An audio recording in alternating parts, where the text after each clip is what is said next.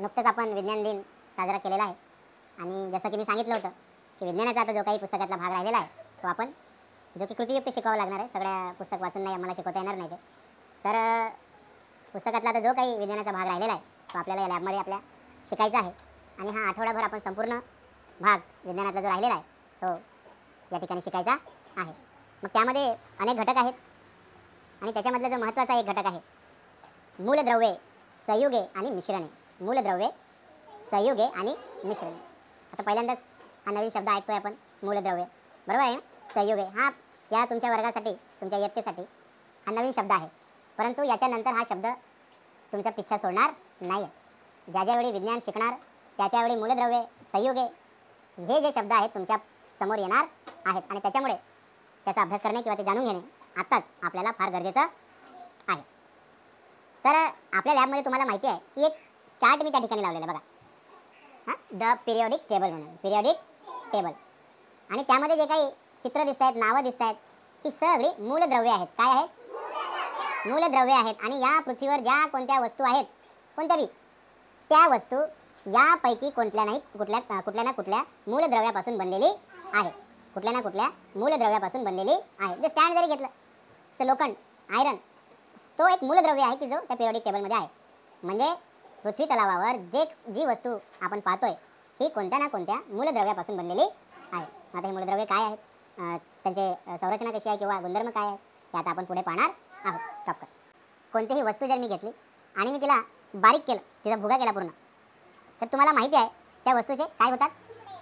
बारीक बारीक कण होतात. लगेच अणू नाही, अणू काही डोळ्याला दिसत नाही. फार बारीक त्याचे काय होतात? कण होतात. फार बारीक कण होतात. ते बारीक कण म्हणजे समजा ते रेणू आहेत. काय आहेत? आता रेणू काय सांगणारच आहे. ते बारीकले बारीक कण म्हणजे त्याचे रेणू आहेत. या रेणूलाही अजून तुम्ही बारीक करून पाहिलं तर जे एखाद्या वस्तूचा, पदार्थाचा जे सगळ्यात बारीक कण असतो तो असतो अणू असतो. तो कोणता असतो? अणू. मग त्याच्यानंतर त्याचे आपल्याला विभाजन करता येत नाही. त्याच्यानंतर त्याचे विभाजन करता येत नाही.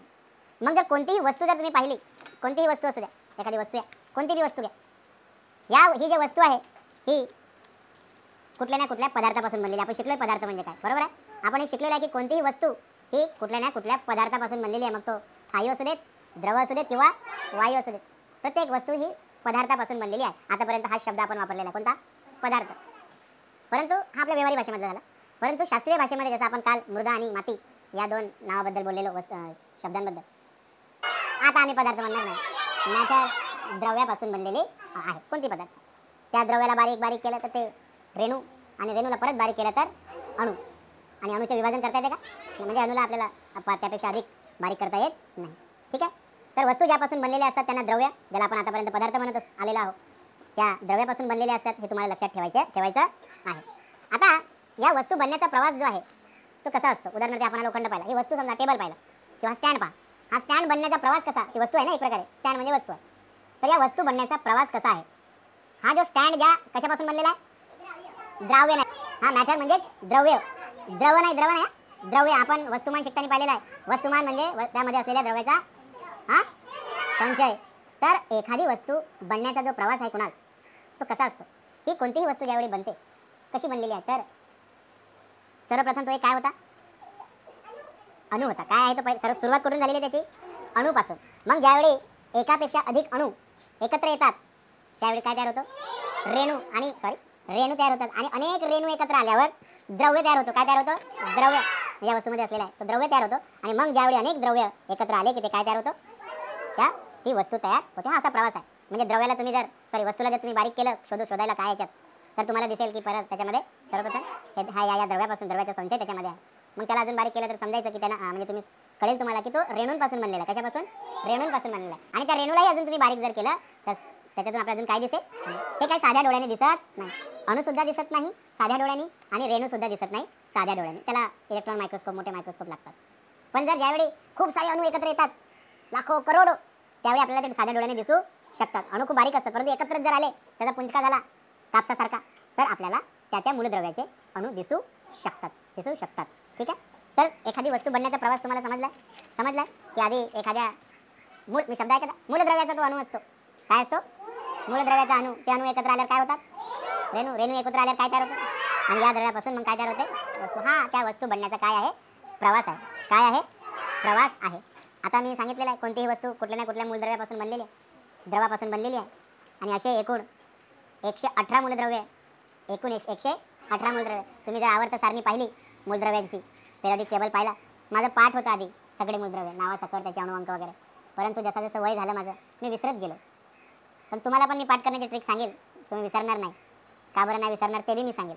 ठीक आहे. तर एकूण 118 मूलद्रव्य आपल्या पृथ्वीवर आपल्याला माहीत आहेत. त्याच्यातले जे 92 मूलद्रव्य आहेत ते निसर्गातून आलेले आहेत. लोखंड असू द्या, कोळसा असू द्या, सोनं असू द्या, हे निसर्गातून आलेले आहेत. आणि उरलेले जे 26 आहेत ते कृत्रिम आहेत. म्हणजेच कोणत्या ना कोणत्या कोणी तयार केलेले आहे? ते सायंटिस्ट माणसाने तयार केलेली आहे. मागं आपण पाहिलेलं आहे की मादाम क्युरी, पेरी क्युरी यांनी रेडिओॲक्टिव्ह एलिमेंटचा शोध लावला होता. तर ते काही सायंटिस्ट लोकांनी पण अनेक काही एलिमेंट्स मूलद्रव्यांना एकत्रित करून वगैरे दुसराच एक वेगळा मूलद्रव्य त्यांनी तयार केलेला आहे. मूलद्रव्य म्हणजे तुम्हाला साधी संकल्पना आहे की मूलद्रव्य म्हणजे अशी गोष्ट की ज्याच्यापासून काय तयार झालेल्या आहेत? वस्तू तयार झालेल्या आहेत. तर ही एक कन्सेप्ट आहे मूलद्रव्याची. म्हणजे काय? हां सोरा, पदार्थ. बरोबर आहे, पदार्थ. अजून म्हणजे द्रव्यापासून काय होते? हां गौरी. हां हां हां कुठल्याही द्रव्यापासूनच काय बनते? मग वस्तू बनते. बरोबर आहे, कुठल्याही द्रव्यापासूनच वस्तू बनते. 2 गोष्टी अजून आपण शिकणार आहोत. एक आहे संयोग आणि नंतर आहे नाही, संयोग आणि मूलद्रव्य. संयोग आणि मूलद्रव्य म्हणजे काय? एक छोटीशी संकल्पना आहे, एकदम लगेच समजेल तुम्हाला. मूलद्रव्य आणि संयोग म्हणजे काय? द्रव्य समजले तुम्हाला की त्याच्यापासून बाकीच्या वस्तू तयार झालेल्या आहेत. आता पाणी आहे, पाणी आणि ऑक्सिजन आहे. ऑक्सिजन आणि पाणी हे दोन्ही रेणू आहेत. काय आहेत? रेणू आहेत. आता रेणू म्हणजे काय? कशापासून बनतो रेणू? अणूंपासून. एकापेक्षा जास्त अणू एकत्र आले की काय तयार होतो? रेणू तयार होतो. एक सिंपल कन्सेप्ट आहे. ठीक आहे. एकापेक्षा जास्त अणू बारीकात बारीक कण एकत्र आले की रेणू तयार होतो. काय तयार होतो? रेणू तयार होतो. आता या रेणूचे 2 प्रकार आहेत. रेणूचे काय प्रकार, किती प्रकार आहेत? म्हणजे तुम्हाला सांगण्यासाठी 2 प्रकार मी सांगणार आहे. पाण्याचा फॉर्म्युला काय? H2O. पाण्याचा H2O. आणि ऑक्सिजनचा काय? O2. Very good, O2. ओझोनचा O3 आहे. पाण्याचा H2O आणि ऑक्सिजनचा आहे O2. आता जो पाणी तयार झालेला आहे, पाणी H आणि कोण आहे त्याच्यात? म्हणजे हायड्रोजन आणि ऑक्सिजन. म्हणजे हायड्रोजनचा अणू आणि ऑक्सिजनचा अणू हे काय झालेले आहेत? एकत्र आलेले आहेत. बरोबर ना? हायड्रोजनचे किती अणू आहेत त्याच्यात? किती आहेत? अरे त्या फॉर्म्युल्यामध्ये आहे ना? हां 2 आहेत. H2O असं आहे ना? तर हायड्रोजनचे किती आहेत? 2 म्हणजे 2 आहेत. आणि ऑक्सिजनचा अणू किती आहे? 2. अरे ऑक्सिजनचा, आता मी H2O पाण्याचं बोलतोय आपण. H2O यामध्ये H2 हायड्रोजनचे किती आहेत? 2. आणि ऑक्सिजनचे किती आहे? 1. हायड्रोजनचे 2 अणू, ऑक्सिजनचा 1 अणू ज्यावेळी एकत्र आले त्यावेळी काय तयार झालं? पाणी. हे केमिकल रिॲक्शन आहे, रासायनिक अभिक्रिया आहे. हे एकत्र येतात, हायड्रोजनचे 2 अणू, ऑक्सिजनचा 1 अणू, त्यावेळी एक रेणू तयार होतो. कोणाचा रेणू तयार होतो? पाण्याचा रेणू तयार होतो. मी काय सांगितलं होतं की 2 अणू कोणतेही जेव्हा जवळ येतात, एकत्र येतात, रासायनिक अभिक्रिया होते, तेव्हा एक काय तयार होतो? रेणू तयार होतो. तर पाण्याच्या बाबतीत असं झालेलं आहे. पाण्यामध्ये 2 हायड्रोजन, 1 ऑक्सिजन असे 2 अणू नागेश्वरी ज्यावेळी एकत्र येतात आले त्यावेळी त्या पाण्याचा एक रेणू तयार होतो झाला. बरोबर? हा रेणू आहे. ऑक्सिजनकडे जाऊया आता. जो श्वास घेतो आपण प्राणवायू, ऑक्सिजन जो तयार झालेला आहे O काय? O2. याच्यामध्ये ऑक्सिजनचे किती अणू आहेत? 2 अणू आहेत. हा सुद्धा काय झाला मग? रेणू झाला. काय झाला? रेणू. H2O पण रेणू होता आणि O2 सुद्धा काय झालेला आहे? आता रेणू झालेला आहे. जरा फळ्यावर सांगायचं म्हणलं तर H2O या पाणी, आणि इकडे जाऊया O2 हा आहे ऑक्सिजन. बरोबर आहे. हा H2O या दिसत नाही तंगड्याच्या. हां हा H2O पाणी आणि ऑक्सिजन म्हणजे काय आपला? O2 म्हणजे प्राणवायू. आता दोनही काय आहेत? रेणू आहे. बरोबर आहे. त्याला इंग्रजीमध्ये मॉलिक्यूल म्हणतात. काय म्हणतात? मॉलिक्यूल. आणि हे जे सूत्र आहे त्याला म्हणतात मॉलिक्युलर फॉर्म्युला. फॉर्म्युला म्हणजे सूत्र. रेणू सूत्र, याला मराठीत रेणू सूत्र म्हणतात, इंग्रजीमध्ये मॉलिक्युलर फॉर्म्युला. आपण पुढे घेणार आहोत. तर पाण्यामध्ये हायड्रोजनचे 2 अणू, ऑक्सिजनचा 1 अणू यांची ज्यावेळी रासायनिक अभिक्रिया होते त्यावेळी पाण्याचा एक काय तयार होतो? रेणू. चला एक गोष्ट कळली. दुसरीकडे जाऊया ऑक्सिजनकडे. आता ऑक्सिजनमध्ये ऑक्सिजनचे किती अणू आहेत? 2. हे एकत्र आल्यावर ऑक्सिजनचा काय तयार झालेला आहे? एक रेणू तयार झालेला आहे. आता या दोघांमध्ये फरक काय आहे? दोघंही रेणू आहेत, पण फरक काय आहे? सुमन, मी विचारते स्वरूप. दोनही रेणू आहेत, दोनही काय आहेत? रेणू आहेत, पण दोघांमध्ये फरक काय आहे? हां दर्शन, H2 मध्ये एकटा आहे. ते काही असू द्या, आता एक झालेत ते. ठीक आहे, ते बरोबर आहे, एकटा आहे. आता एक झालेत ते, हाही मॉलिक्यूल झाला, काही वेगवेगळे आहेत का ते, आता एकत्रित झाले. आणि हा सुद्धा रेणू आहे, हा सुद्धा एकत्रित आहे. पण फरक काय आहे दोघांमध्ये? दोघंही रेणू आहे म्हणतो सर, पण मला दोघांमध्ये फरक जाणवतोय. हा सिद्धी, बरोबर, हा एक फरक आहे. अजून एक फरक आहे, अजून एक फरक आहे दर्शन. नाही, हा हा हा बरोबर. आणि ऑक्सिजनमध्ये, हा ते तर आहेच, ठीक आहे, तेही बरोबर आहे. अजून काय फरक जाणवतो दोघांमध्ये फायल्यावर? त्याच्या बनण्याच्या क्रियेमध्ये काय फरक जाणवतो बनण्यानुसार? हा धनु, नायट्रोजन, नायट्रोजन आहे का? हां, हायड्रोजनचे 2. हां हां हां हां, very good, clap for us, clap for us. Hydrogen पाण्यामध्ये, पाणी ज्यावेळी तयार झालेलं आहे त्या पाण्यामध्ये, ते सुद्धा रेणूच आहे तो, त्या रेणूमध्ये हायड्रोजन आणि ऑक्सिजन असे वेगवेगळे अणू आहेत, बरोबर आहे. आणि ऑक्सिजनमध्ये फक्त एकच सारखाच, तोच त्याचाच अणू आहे, बरोबर आहे. पाण्यामध्ये हायड्रोजन आणि ऑक्सिजन असे वेगवेगळे अणू आहेत आणि ऑक्सिजनमध्ये फक्त ऑक्सिजनचाच अणू आहे, म्हणजे एकच सारखाच अणू आहे, बरोबर आहे. ऑक्सिजन अधिक ऑक्सिजन 2 ऑक्सिजन. पण इथे हायड्रोजन आणि ऑक्सिजन असे 2 वेगवेगळे अणू आहेत.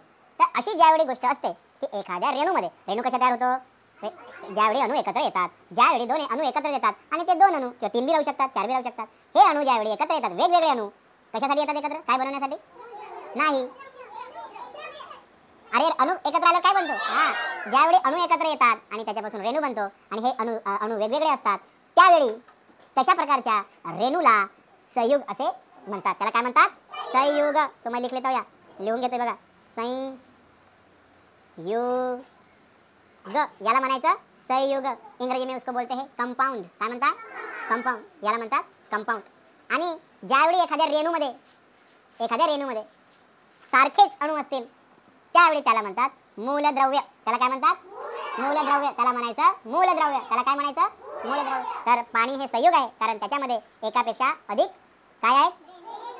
अणू आहे. तो रेणू तर तो अख्खा रेणू आहे, पण त्याच्यामध्ये एकापेक्षा अधिक अणू आहेत, म्हणून याला संयुग, that is called as compound. आणि इथे जर काहीच नसेल, एकच सारखाच अणू असेल त्या रेणूमध्ये, तर त्याला म्हणायचं त्याला म्हणायचं मूलद्रव्य. तर हे सगळे मूलद्रव्य आहेत. मूलद्रव्य असेल तर ती कोणकोणत्या पदार्थांपासून, म्हणजे अणूंपासून बनलेली आहे हे आपण पाहणार आहोत. ते संयुग आहे. ठीक आहे, चेक करायचं का? तर या ठिकाणी गॅस जे आहे ते मी पेटवलेली आहे, आणि लक्ष द्यायचं सगळ्यांनी, या पेटवलेल्या गॅसवर मी ही परीक्षा नळी ठेवतोय. या परीक्षा नळीमध्ये मी साखर ठेवलेली आहे, तुम्हाला दिसत आहे. साखर ठेवली, तिला मंद मंद आचवर मी या ठिकाणी तिला काय देतो, हा सॉरी नाही, हा जो काच आहे ना, हा एक वेगळ्या प्रकारचा काच आहे. याला आता तुम्हाला दिसत असेल की परीक्षा नळीतून एक वायू बाहेर पडतो. प्रकाश संश्लेषण क्रिया शिकताना पाहिलेलं आहे की जे नसते याचं कोणाचं, झाडांचं, त्याच्यामध्ये कार्बन, हायड्रोजन आणि काय असते, सरकार शुगर आहे, ती साखर आहे, त्याच्यामध्ये कार्बन, हायड्रोजन आणि काय असतं, काय ते त्याच्या कार्बनमध्ये काय काय अणू आहे, सी, एच आणि O आहे, ऑक्सिजन आहे. तर या साखरेमध्ये काय काय राहणार आहे? कार्बन, हायड्रोजन आणि ऑक्सिजन. खाली जे काळं काळं उरलेलं आहे हे सगळं सी म्हणजे काय नाही रे, कार्बन आहे. कार्बन आहे, काय आहे? खाली जो काळा उरलेला आहे तो सगळा कार्बन आहे. काय आहे? आणि कार्बन इज व्हेरी डेंजर. तुझ्या साखर जी आहे, कार्बन म्हणा, हायड्रोजन आणि ऑक्सिजन, अशा 3 अणूंपासून बनलेला आहे. हा जो साखरेचा रेणू आहे, हा मग मूलद्रव्य आहे की संयुग आहे? का बरं संयुग आहे? हा राजेश्री, याच्यामध्ये आहे हा जो साखरेचा रेणू आहे, हा वेगवेगळ्या प्रकारच्या 3 वेगवेगळ्या प्रकारच्या रेणूंनी बनलेला आहे, कार्बन, हायड्रोजन आणि ऑक्सिजन. म्हणून हा ही साखर जी आहे हे संयुग आहे, कंपाऊंड. लिखो बेटा. द्रव्य म्हणजे ज्याच्यापासून इतर वस्तू बनलेल्या आहेत. कोणत्याही द्रव्याचे 2 महत्त्वाचे गुणधर्म आपण या ठिकाणी पाहणार आहोत. मागच्या वर्षी पाहिलेलं आहे की पदार्थांचे आपण गुणधर्म पाहिलेले आहेत, आठवते का? हा कोणता? एखादा ठिसूळपणा, कठीणपणा, हा तन्यता, स्थितिस्थापकता, हा वर्धनीयता, तन्यता, हे आपण मागच्या वर्षी गुणधर्म पाहिलेले आहेत. अरे या ठिकाणी मी एक गोष्ट, पाणी ठेवलेलं आहे या बिकरमध्ये, आणि या बिकरमध्ये ठेवलेल्या पाण्यामध्ये हा मी ही एक वस्तू या ठिकाणी टाकलेली आहे. काय झालेलं आहे? पाणी. का बरं तिला कोणी बोललं बाहेर यायला? का बरं ती बाहेर आली मग? हा सुमित, दाब पडल्यामुळे. ठीक आहे, चला अजून. हा म्हणून नाही, पाणी बाहेर का आलंय? हा जरा शास्त्रीय डोक्याने विचार करा, वैज्ञानिक डोक्याने. हा राणी, वस्तुमान त्या पाण्यावर पडलं, मग काय केलं त्या वस्तूने? हा, काय झालं? आकारमान व्यापलं, म्हणजे जागा व्यापली. या वस्तूचं जेवढं आकारमान आहे, जागा आहे त्या वस्तूचं, त्याच्यामुळे काय झालं? तिने ती जागा व्यापली आणि तिला जागा व्यापायची होती म्हणून त्या जागेचे मध्ये असलेले जे पाणी आहे तेवढं ते काय झालेलं आहे? बाहेर आलेलं आहे. याच्यावरून एक गोष्ट आपल्याला कळते की वस्तूला, प्रत्येक वस्तूला आकारमान असते. काय असते? आकारमान असते. म्हणजे ती जागा व्यापते. आकारमान म्हणजे माहिती आपल्याला की वस्तूने व्यापलेली जागा म्हणजे आकारमान. तर या वस्तूने जागा व्यापली म्हणजे तिला आकारमान आहे आणि म्हणून ते पाणी बाहेर आलेलं आहे. अजून एक गोष्ट म्हणजे समजा मी या वस्तूला या वजन काट्यावर ठेवलं तर काय झालेलं आहे? काटा खाली गेलेला आहे. म्हणजे त्याचं काहीतरी काय? अरे अरे अरे अरे अरे म्हणजे त्याला काहीतरी वस्तुमान आहे. तर आकारमान आणि वस्तुमान या दोन गोष्टी कुठल्याही द्रव्याच्या म्हणजे पदार्थाच्या महत्त्वाचे दोन गुणधर्म आहेत. आकारमान आणि वस्तुमान. लिहा, वस्तुमान आणि आकारमान. वस्तुमान आणि आकारमान. वस्तुमान आणि आकारमान कागदावर हे इंक ओतलेली आहे, बरोबर आहे. आणि याचे बारीकातले बारीक कण आपल्याला या कागदावर झालेले दिसले, बरोबर आहे. आता मला एक लक्षात घ्या, कुठे गेलं कापड? एक लक्षात आणा की या इंकला कोणता रंग होता? आता तो कुठून आला ते मी सांगतोय. या कागदावर ज्यावेळी मी इंक टाकली आणि पसरवलं, बारीक कण तयार झाले, त्यावेळी मला असं दिसतं की त्या बारीकातल्या बारीक कणाचा सुद्धा रंग काय आहे? निळाच आहे. म्हणून या निळ्या कणांपासून बनलेला जो पदार्थ आहे इंक, याचा सुद्धा रंग काय आहे? निळा. म्हणजे काय?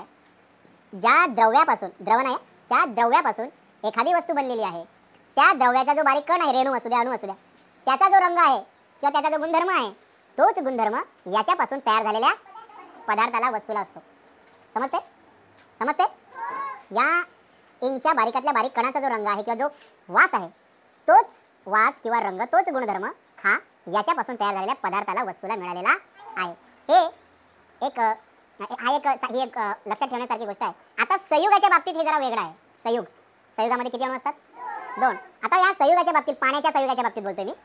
पाण्याच्या संयुगाच्या बाबतीत हे जरासं गुणधर्म वेगळा आहे. कोणता गुणधर्म? या बारीकातल्या बारीक कणाचा जो गुण असेल, रंग असू द्या, वास असू द्या, किंवा तो कसा वागतो, हाच गुणधर्म त्याच्यापासून बनलेल्या वस्तूला मिळालेला आहे. परंतु पाणी या संयुगाच्या बाबतीत हे जरासं वेगळं आहे. बघा कसं. पाण्यामध्ये 2 अणू आहेत, 2 प्रकारचे. कोणकोणते? हायड्रोजन आणि तर हायड्रोजनचा जर तुम्ही विचार केला तर हायड्रोजन हा ज्वलनशील वायू आहे, जळतो स्वतः. त्याला तुम्ही जर याच्यामध्ये टाकलं आणि आग लावली, कसं तो भुरकन जळेल. आणि ऑक्सिजन तर तुम्हाला माहिती आहे की ज्वलनाला काय करतो? तो वाढवतो, म्हणजेच मदत करतो.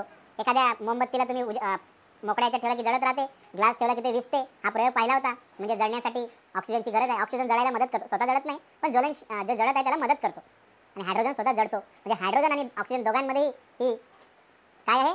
शक्ती आहे की एक जळतो आणि एक ज्वलनाला मदत करतो. म्हणजे सगळे जळण्याशी संबंधित आहेत. परंतु यांच्यापासून जो तयार झालेला कंपाऊंड आहे, संयुग आहे, कोण? H2O म्हणजेच पाणी. हा जळण्याला काय करतो? मदत करतो का? म्हणजे तो थांबवतो. जळायला काय करतो? थांबवतो. म्हणजे ते हायड्रोजन आणि ऑक्सिजनचे जे गुणधर्म होते, त्यांच्यापासून बनलेला जो संयुग आहे, त्याचे गुणधर्म हे कसे आहेत? सारखे आहेत का? वेगळे आहेत. हे दोघे जळायला मदत करायचे.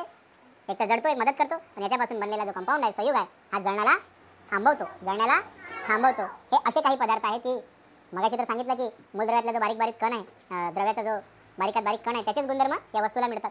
परंतु पाण्याच्या संयुगाच्या बाबतीत हे जरासं वेगळं आहे. हायड्रोजन, ऑक्सिजन ज्वलनशील आहे. एक जण हायड्रोजन आणि ऑक्सिजन मदत करतो जळण्याला. पण याच्यापासून तयार झालेलं संयुग जे आहे, कंपाऊंड, हे जळण्याला काय करतो? थांबवतो. हे असे सुद्धा प्रकार आपल्याला पुढे पाहायला मिळणार आहेत. हां हां हां बरोबर. आणि मूलद्रव्य किती आहेत निसर्गात? अणुरेणू पाहिलं, बरोबर आहे. ठीक आहे. आता पाहणार आपण मिश्रण. काय पाहणार आहोत? जे आहे ते हायड्रोजन आणि ऑक्सिजन पासून बनलेलं आहे. ते दोघं एकमेकांमध्ये मिसळले आणि त्यांच्यामध्ये कोणती क्रिया घडलेली आहे? रासायनिक क्रिया घडलेली. आणि मग त्याच्यापासून एक वेगळा पदार्थ तयार झालेला आहे. आणि म्हणून त्याला आपण संयुग असे नाव दिलेलं आहे. परंतु या परीक्षा नळीमध्ये सुद्धा मी 2 द्रव्य, मूलद्रव्य किंवा कंपाऊंड म्हणजे संयुगे घेतो. आणि हे घेतल्यावर मला असं दिसते की यांच्यामध्ये कोणतीही रासायनिक अभिक्रिया घडलेली नाही आहे. काही हीट आलेली बाहेर नाही किंवा बुडबुड काही झालेलं नाही. आणि ते एकमेकांमध्ये मिसळले सुद्धा नाही आहेत पूर्णपणे. दिसते का? तेलाचा थर वर आहे कारण त्याची डेन्सिटी जी आहे ती कमी आहे आणि पाण्याचा थर खाली आहे. हे संयुग आहे का मग? संयुग आहे. संयुग मध्ये काय होते ते दोघेही मिक्स झाल्यावर रासायनिक क्रिया घडून एकच पदार्थ बनतो. परंतु इथे असं झालेलं नाही आहे. इथे एकच पदार्थ झालेला नाही, दोन्ही अजून वेगवेगळेच आहे, त्यांचं अस्तित्व अजूनही तसंच आहे. अशा वेळी याला मिश्रण म्हणायचं. याला काय म्हणायचं? अरे तुम्ही भेळ खाल्लेली आहे, मुरमुरे टाकले, मिरच्या टाकल्या, भेळ हे काय म्हणतात त्याला, फरसाण टाकलं, टाकल्यानंतर माझ्या डोळ्याने असं दिसलं की ते अजूनही वेगवेगळेच आहेत, त्यांच्यामध्ये रिॲक्शन झाली का काही? मग ते काय झालं? ते झालं मिश्रण. ते काय झालं? मिश्रण झालं. परंतु ग्लिसरीन आणि पोटॅशियम परमॅग्नेट आपण मिक्स केलं तर त्याच्यातून काय निर्माण झाली? धूर, आग निर्माण झाली आणि काळा काळा पदार्थ एकच शिल्लक राहिला होता. म्हणजे त्या दोघांमध्ये कोणती रिॲक्शन झाली? रासायनिक क्रिया झाली आणि एकच पदार्थ राहिला. मग ते मिश्रण झालं का? ते मग काय तयार झालं? संयुग तयार झालं. व्हेरी गुड, व्हेरी नाईस, छान समजत आहे तुम्हाला. संयुग तयार झालं. तर मिश्रण म्हणजे तेच सांगितलं मी की ज्यावेळी दोन मॉलिक्यूल किंवा संयुग एकत्र येतात परंतु त्यांच्यात कोणतीही रासायनिक अभिक्रिया घडत नाही अशा वेळी आणि दुसरा एखादा नवीन पदार्थ पण तयार होत नाही, ते दोन्ही वेगवेगळे राहतात, अशा वेळी अशा गोष्टीला मिश्रण म्हणायचं. काय म्हणायचं? मिश्रण म्हणायचं. लक्षात राहील का? याला म्हणायचं मिश्रण. समजलं का? तुम्हाला टास्क आहे. मिश्रणाची 10 उदाहरणे लिहा घरून. रेणूमधील अणू जर वेगवेगळ्या प्रकारचे असतील तर तो काय असतो? दीक्षा, संयोग. ते काय असणार आहे? आणि रेणूमधील अणू जर सारखे असेल, हा अबे मूलद्रव्य. ठीक आहे, वाचा घरी गेल्यावर.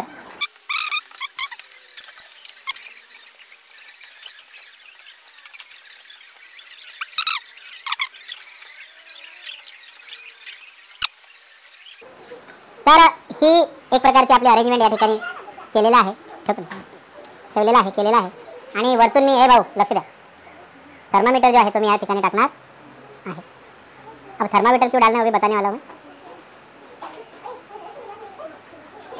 तर हे झालेलं आणि आपण या ठिकाणी एक फ्लास्क ठेवणार आहोत. काचामध्ये काच नका ठेवत जाऊ, फुटतो. अनेक शाळांमध्ये नियम आहे की एखाद्या मुलाच्या हातून शाळेतलं काही नुकसान झालं की त्याची भरपाई त्याला भरून द्यायला लागते पैसे. It's a rule. नो, हां, अनेक शाळांमध्ये आहे तो रूल, पण आपल्या शाळेत नाही आहे. आपल्या शाळेत फक्त सर बोलतात आणि विषय सोडून देतात. आता या ठिकाणी मी ही सेटिंग केलेली आहे. अभि भाऊ याच्यामध्ये पाणी आणा भरून छानसं, आणि खाली एक बोक आहे. ठीक आहे, म्हणजे एक नळी आहे छोटीशी, खाली एक छोटी नळी आहे. तर त्याचं कारण दिलेलं आहे त्यांनी. वरचं जे आहे तिथून जे गरम हवा आहे ते निघते आणि खाली ज्यावेळी याच्यामधून हे कंडेन्सर आहे तिथून हवा थंडी होते. या थंड झालेल्या हवेमधून या कंडेन्सरमधून जी बाष्प थंडी होते ते बाष्प हवा इकडे खाली पडते आणि वाफरूपी पाणी हे जे आहे याच्यामधूनही खाली पडते. लेट्स सी होते का, कारण विज्ञानमध्ये सगळेच प्रयोग हे काही खरे असतात, यशस्वी होत नाही, पहिल्याच वेळेस होत नाही, प्रयत्न करत राहावे लागतात. प्रथम याचा एक या ठिकाणी द्रावण बनवूया. चालते तर, दिसत नसेल तर उभे राहा.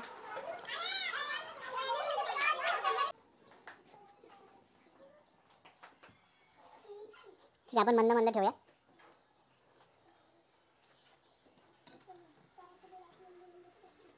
बघूया आता. ठीक आहे, फुटू नको बस. सुरुवात झालेला आहे. मला धक्का नका लावू. चांगले ना पकड, धक्का बघ नका. पूर्ण पकडा ना, जळणार नाही हात.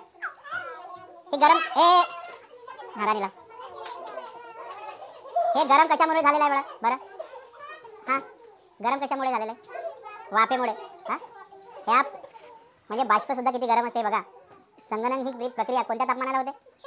100ला होते. म्हणजे इथलं हे बघा किती छान पाणी पडतं. हां, हे बघा. हां, हे मोठ्या मशिनरी आहेत ना. आता या विलगीकरण पद्धतीमध्ये आपल्याला ज्या ॲपॅरेटसची साहित्याची गरज आहे याला म्हणतात सेपरेटिंग फनल. तर हा जो सेपरेटिंग फनल आहे, सेपरेट म्हणजे काय करणे? मग नावातच आहे. तर या सेपरेटिंग फनलची रचना अशी केलेली आहे की वरती त्याला एक तोंड आहे, बुच आहे. जोपर्यंत तुम्ही बॉटलचा प्रयोग केला आहे, वरचं झाकण मोकळं केलं की खाली पाणी सांडते. हां, हवेचा दाब पडून. तो एक सिद्धांत या ठिकाणी त्यांनी वापरलेला आहे. आणि खाली एक अशी नळी आहे, जसं नळ असतं ना, चालू केला की पाणी सांडते, तसंच एक बुच या ठिकाणी आहे, कॉक आहे. ठीक आहे, कॉक सैल केला की इथलं जे काही लिक्विड असेल ते खाली सांडेल. तर आपण या ठिकाणी 2 असे संयुग घ्यायचे आहेत.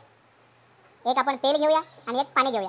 ते मिश्रण राहणार आहे एका खाली एक, आणि त्याच्यामधून आपल्याला एकतर पाणी किंवा तेल जो कोणी खाली राहील तो वेगळं केलं की आपोआप दुसरा त्याच्यापासून विलग होईल, वेगळा होईल. तर आधी मिक्स करून घेऊया आपण. आपल्याला नाही, it will take very short time.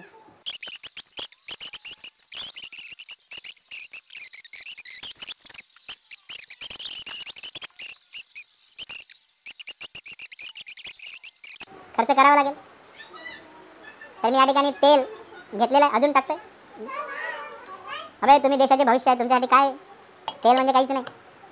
ठीक आहे, फक्त दिसावं लागेल म्हणून मात्रा वाढवल्या. आपण खरं म्हणजे अनावश्यक खर्च टाळला पाहिजे, परंतु प्रयोग बी दिसला पाहिजे. यासाठी आपण हा तेलाचं प्रमाण या ठिकाणी वाढवलेलं आहे. आणि आता यामध्ये आपण टाकणार आहे, तर यामध्ये आता मी तेल टाकलेलं आहे, यामध्ये दुसरा एक संयुग टाकणार आहे. संयुग का बरं म्हणलं माहिती आहे तुम्हाला? कारण या पाण्याच्या रेणूमध्ये 2 वेगवेगळे अणू आहेत, हायड्रोजन आणि ऑक्सिजन. तर आता मी याच्यामध्ये एक नरसाळ्याच्या मदतीने पाणी टाकणार आहे. एवढ्या दूर नको जाऊ धनू. तर या ठिकाणी मी चांगल्या प्रमाणात पाणी मिक्स केलेलं आहे, टाकतो ना. क्लोजअप मध्ये काढ. सो यहाँ मैंने पानी डाला है, तेल डाला है, और मुझे ऐसा दिख रहा है कि जो तेल भाव है वह ऊपर आ रहा है. मतलब उसकी जो डेंसिटी है, जिसको हम मराठी में घनता बोलते, घंटा नाही घनता, हां, ती जे घनता आहे तेलाची ती कमी असल्यामुळे ती वर तरंगते आणि ज्याची घनता जास्त तो चालला आहे खाली. तर अशा प्रकारे विल वेट, अजून आपण वेट करूया संपूर्ण तेल वर येतपर्यंत. हा बेटा येतं की वरती येईल ना, ते वर येणार, ते हळूहळू अजून वर येणार आहे. ते काही खाली पण असेल ते आपोआप वर येईल. ठीक आहे. आणि खाली ज्यावेळी आपण तेल टाकलं तुम्हाला असं वाटलं त्याची लेवल वाढलेली आहे ना, पण ॲक्च्युली त्याची जागा बी कमी आहे, म्हणून ते वाटत होतं आपल्याला की खूप वरपर्यंत आहे. आता वरती जागा जास्त आहे म्हणून त्याची लेवल ते कशी राहणार आहे, कमी. तुम्ही म्हणा सर एवढीच काऊन दिसून राहिली त्याची? आता खाली ज्यावेळी होती नाही तर बारीक होती त्याची, आहे ना, आहे की नाही? पण वरती जागा जास्त आहे म्हणून तेलाने जी जागा व्यापलेली आहे ती कमी व्यापलेली असं वाटत आहे, परंतु त्याची मात्रा काय आहे तेवढीच आहे. तर अशा प्रकारे या ठिकाणी मी तेल आणि पाणी याचं मिश्रण केलेलं आहे. इट इज मिश्रण, कारण मिक्सर आहे, कारण याच्यामध्ये काही रासायनिक क्रिया झालेली नाही आणि या 2 संयुगापासून वेगळा पदार्थही तयार झालेला नाही. ते दोघेही आपापल्या जागेवर आहेत. आता आपण पाण्याला याच्यापासून वेगळं करूया. एकदम सिंपल प्रोसेस आहे. या बुचाला आधी थोडंसं बाहेर काढूया आणि याचा जो कॉक आहे हा हळूहळू आपण सैल करूया. मग काय होतंय की खालचं जे पाणी आहे ते आता काय यायला लागलंय खाली. आता हे कधीपर्यंत ठेवायचं आहे? ते खाली इथपर्यंत बरोबर इथं आलं की आपण स्टॉप होऊन जायचं. काय होऊन जायचं? स्टॉप. मग असे तेलकट होतं म्हणून हे तेल दिसत आहे. मग आपण नाही का कशाचं तेलाचं लेअर बनवलं होतं ना, म्हणून हे थोडंसं तेल याच्यात होतं. तर ते हळूहळू आता तुम्हाला दिसत आहे की आता ते लेअर काय होत आहे खाली येत आहे. आणि आता माझी काम सुरू होणार आहे. मला हळूहळू हा कॉक काय करणार आहे मी आता बंद करणार आहे. आणि अशा प्रकारे मी या तेलामधून काय वेगळं केलेलं आहे किंवा पाण्यामधून मी काय वेगळं केलेलं आहे काहीही म्हणा. थोडंसं जरी दिसत असेल तरी एवढ्या मोठ्या प्रक्रियेमध्ये थोडं बहुत चालणार आहे. मग शेवटी काढून घ्यायचं आणि हे जे आहे बाहेर फेकून द्यायचं. तेल ठेवायचं. आता वरतं पाणी आहे का? पाणी नाही. इथपर्यंत जरी 2-3 थेंब असेल त्याला सोडून द्यायचं असं, आणि विषय आपला या ठिकाणी संपलेला आहे. तर ही आहे विलगीकरण पद्धत, सेपरेटिंग मेथड. खाली बसा. आता मी कोणाला तरी करायला लावणार आहे. हां, हा प्रयोग.